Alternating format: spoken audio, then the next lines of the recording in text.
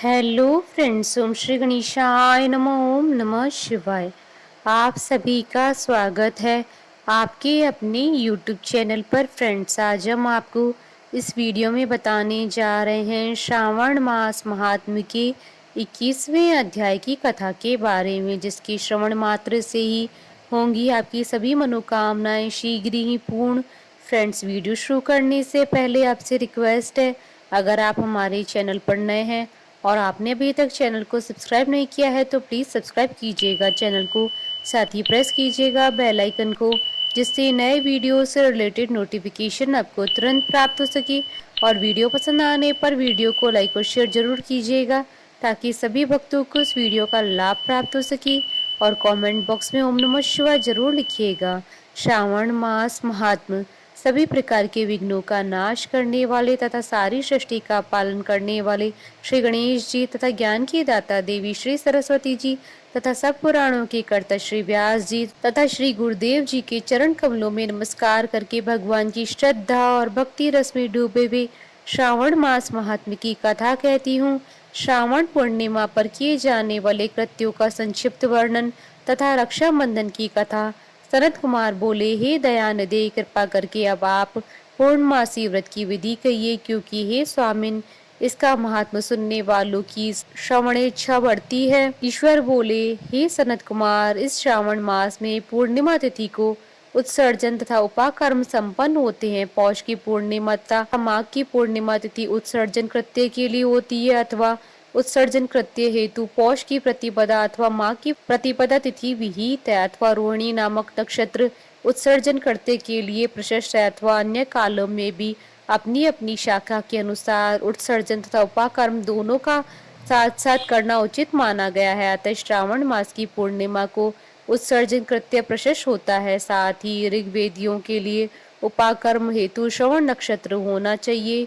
चतुर्दशी, पूर्णिमा अथवा प्रतिपदा तिथि में जिस दिन श्रवण नक्षत्र हो उसी दिन ऋग्वेदियों को उपाकर्म करना चाहिए। यजुर्वेदियों को उपाकर्म पूर्णिमा में और सामवेदियों का उपाकर्म हस्त नक्षत्र में होना चाहिए। शुक्र तथा गुरु के अस्त काल में भी सुखपूर्वक उपाकर्म करना चाहिए, किंतु इस काल में इसका प्रारंभ पहले नहीं होना चाहिए, ऐसा शास्त्र विदों का मानना है। ग्रहण तथा संक्रांति के दूषित काल के अनंतर ही इसे करना चाहिए। हस्त नक्षत्र युक्त पंचमी तिथि में अथवा भाद्रपद पूर्णिमा तिथि में उपाकर्म करें। अपने अपने ग्रह सूत्र के अनुसार उत्सर्जन तथा उपाकर्म करें। अधिक मास आने पर से शुद्ध मास में करना चाहिए। ये दोनों कर्म आवश्यक है, अतः प्रत्येक वर्ष इन्हें नियम पूर्वक करना चाहिए। उपाकर्म की समाप्ति पर द्विजातियों के विद्यमान रहने पर स्त्रियों को सभा में सभा दीप निवेदन करना चाहिए। उस दीपक को आचार्य ग्रहण करे या किसी अन्य ब्राह्मण को प्रदान करे। दीप की विधि इस प्रकार है। स्वर्ण, चांदी अथवा तांबे के पात्र में सेर भर गेहूं भरकर गेहूं के आटे का दीपक बनाकर उसमें एक दीपक को जलाएं।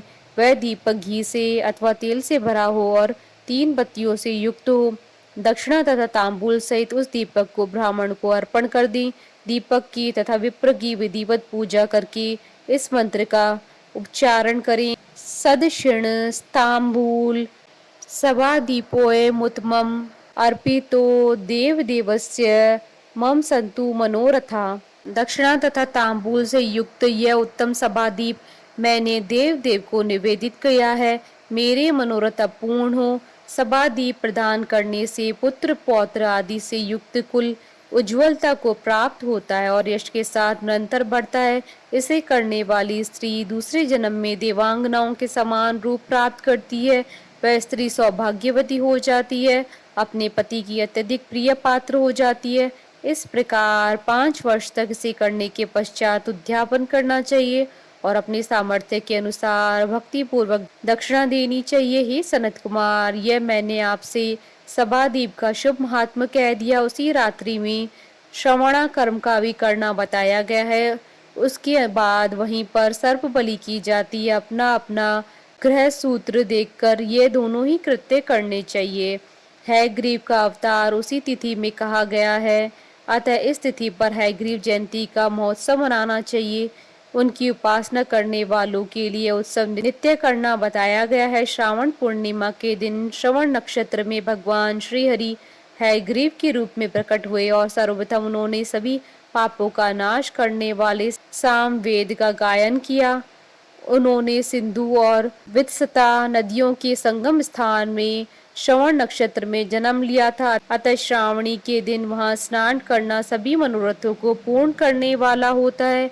उस दिन शंख धनुष चक्र तथा गदा धारण करने वाले विष्णु जी की विधिवत पूजा करें। इसके बाद सामगान का श्रवण करें, ब्राह्मणों की हर प्रकार से पूजा करें और अपने बंधु बांधवों के साथ वहां क्रीड़ा करें तथा भोजन करें। स्त्रियों को चाहिए कि उत्तम पति प्राप्त करने के उद्देश्य से जल क्रीड़ा करें। उस दिन अपने अपने देश में अथवा घर में इस महोत्सव को मनाना चाहिए तथा हयग्रीव की पूजा करनी चाहिए और उनके मंत्र का जप करना चाहिए।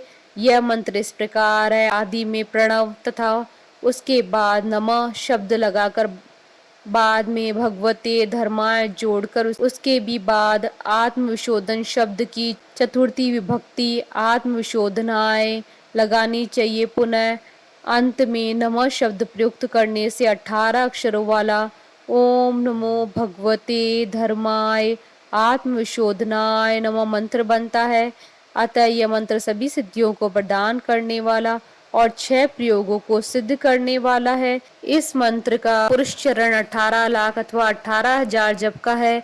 कलयुग में इसका पुरुष चरण इससे भी 4 गुना जप से होना चाहिए। इस प्रकार करने पर हयग्रीव प्रसन्न होकर उत्तम वांछित फल प्रदान करते हैं। इसी पूर्णिमा के दिन रक्षाबंधन मनाया जाता है, जो सभी रोगों को दूर करने वाला तथा सभी अशुभों को नाश करने वाला है। हे मुनि श्रेष्ठ, इसी प्रसंग में एक प्राचीन इतिहास सुनिए। इंद्र की विजय प्राप्ति के लिए इंद्राणी ने जो किया था उसे मैं बताने जा रहा हूँ। पूर्व काल में 12 वर्षों तक देवासुर संग्राम होता रहा। तब इंद्र को थका हुआ देखकर देवी इंद्राणी ने उन सुरेंद्र से कहा, हे देव, आज चतुर्दशी का दिन है, प्रातः होने पर सब ठीक हो जाएगा।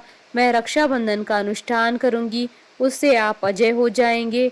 तब ऐसा कहकर इंद्राणी ने पूर्णिमासी के दिन मंगल कार्य संपन्न करके इंद्र के दाहिने हाथ में आनंददायक रक्षा बांध दी। उसके बाद ब्राह्मणों के द्वारा स्वसत्यन किए गए तथा रक्षाबंधन से युक्त इंद्र ने दानव सेना पर आक्रमण किया और क्षण भर में उसे जीत लिया। इस प्रकार विजयी होकर इंद्र तीनों लोकों में पुनः प्रतापवान हो गए। हे मुनीश्वर, मैंने आपसे रक्षाबंधन के इस प्रभाव का वर्णन कर दिया, जो कि विजय प्रदान करने वाला है, सुख देने वाला है और पुत्र और आरोग्य तथा धन प्रदान करने वाला है।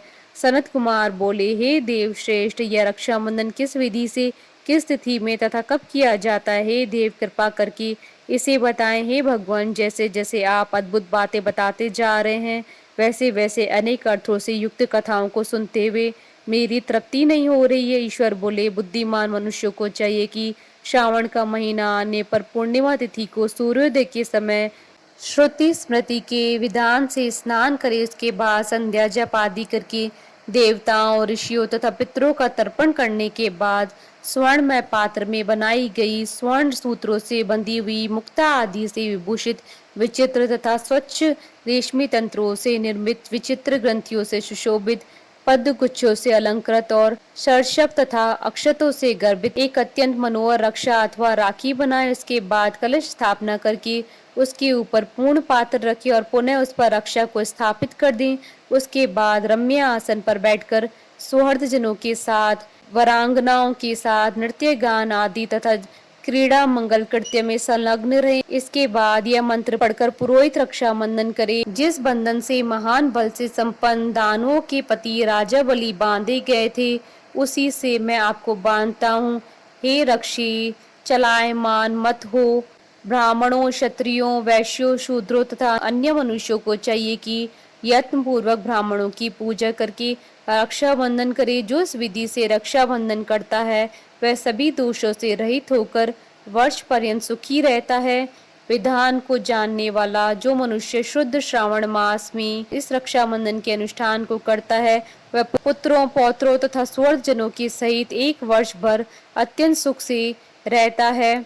उत्तम व्रत करने वालों को चाहिए कि भद्रा में रक्षा बंधन न करें, क्योंकि भद्रा में बांधी गई रक्षा विपरीत फल देने वाली होती है। इस प्रकार श्री स्कंद पुराण के अंतर्गत ईश्वर सनत कुमार संवाद में श्रावण मास महात्म में उपाकर्मोत्सर्जन, श्रावण करम, सर्प बलि समाधि, हयग्रीव जयंती, रक्षा बंधन विधि कथन नामक 21वां अध्याय पूर्ण हुआ। बोलिए भगवान शंकर माता पार्वती जी की जय।